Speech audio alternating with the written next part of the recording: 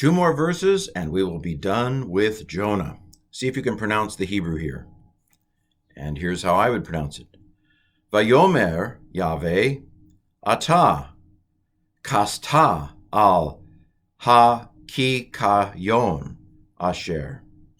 Okay, you recognize Vayomer by now, I think, as and he said, and the he is Yahweh. And Yahweh said, and then we have a quote here, begins, Atah is the independent pronoun you. It's not necessary because the ta, and you notice ta, the ta implies second masculine singular in the verb. You don't need the independent pronoun because the ending tells you. This is for emphasis, right? You, Jonah, and you got to raise your voice a little, you had pity on the plant. But this is the second masculine singular, you, singular. And then kasta, ta is second masculine singular, but we only have two letters left. It's a weak verb. Something's missing. Is it the first letter, like a yod that's been chopped off? Is it the third letter, like a hey that's been chopped off? Or is it a middle weak, like a sharuk or a hirik that's been squashed? Well, if it were a third hey, there'd be a yod there. And first yods don't go away in the imperfect, normal imperfect, I don't think. So anyway, it's kus. It's a middle weak verb or a hollow verb. It's a sharuk in the middle in the dictionary. So you had pity.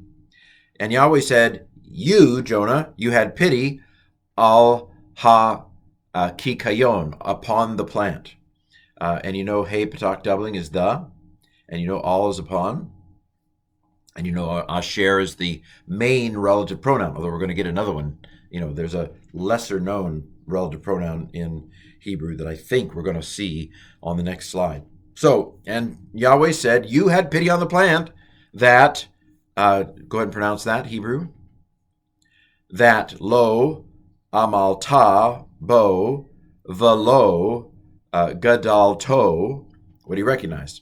Lo is the word for not. There's ta again, second masculine singular. These are perfect. There's no performative, but there's a subformative on the end. So it's a perfect second masculine singular. These are both, this one's call, that one's call. Amal means to labor, something like that. So, and Yahweh said, you had pity on the plant that you did not labor over it, ba, in, and Holam Vav is it or his. A kikayon is a he in Hebrew. Hebrew only has he and she. It doesn't have neuter. So you had pity on the plant that you didn't labor over it, and you didn't make it great. You didn't make it grow. You know, you didn't do anything. I did all that. So velo and not. So gadal, you may know, is the verb to be great. It's a stative verb, to be great. But you'll notice you've got doubling here of the second letter. This is, in fact, a PL or a D stem. So it's a PL perfect or a D perfect second masculine singular. And then here's the object suffix his again. We've seen it there. It. You didn't make it great. The PL or D stem has a sense of, especially in a stative verb, in the D stem it means to put it in that state. Call that factative, to make it fact. If it's to be great in the stative, in the present, in the D, it's to make it great. Make it great again. No. Anyway, to make it great in the first place. So this is, you made it great. So D stem, factative with a stative verb. All right, got it? And Yahweh said, hey, you had pity on the plant, that you didn't work over it. You didn't make it grow, you know. So we're going to get up to the final verse here where God basically says, so why shouldn't I spare Nineveh? See if you can pronounce this, though. Here's how I pronounce it. Shebin, Laila, Haya, Uvin, Laila, Avad. Okay, so this you had pity on the plant. Actually, he had pity on himself, not really on the plant. You know, I don't think Jonah could care less about the plant. He was just upset that his shade went away. But anyway, you had pity on the plant that you didn't make it grow. You didn't make it. You didn't work over it. You didn't plant it. You didn't make it grow. You didn't add water.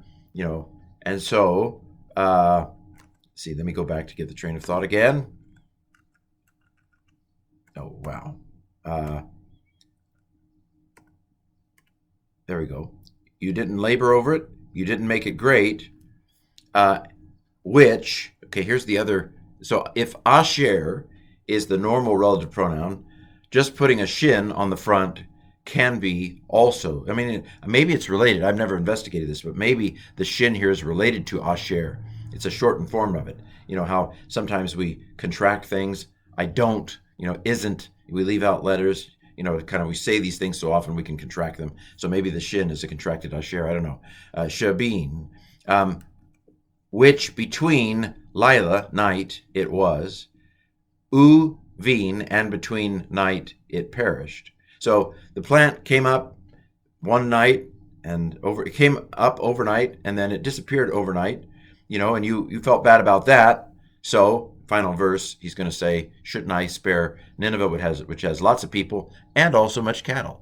But anyway, so this shin, she, is a form of the relative pronoun. And then bean is between. Notice we have bean, between and between. So you kind of do it twice, call it correlative construction. And you put the things it's between. So it was between a night. Haya, this is the dictionary form of haya, a call, perfect, third masculine singular from haya. So which between at night it came into being, and between a night it perished. Avad is this is a perfect call, perfect, third masculine singular from avad. This is one of those aleph verbs that you remember vayomer. I think it's va-oved, I think, for the imperfect of this form. But that's not what we have here. So there you have it. I've tried to stretch it out as much as possible. Second to last verse of Jonah 4:10, and we will do the final verse, and we will have gone through all of Jonah in Hebrew.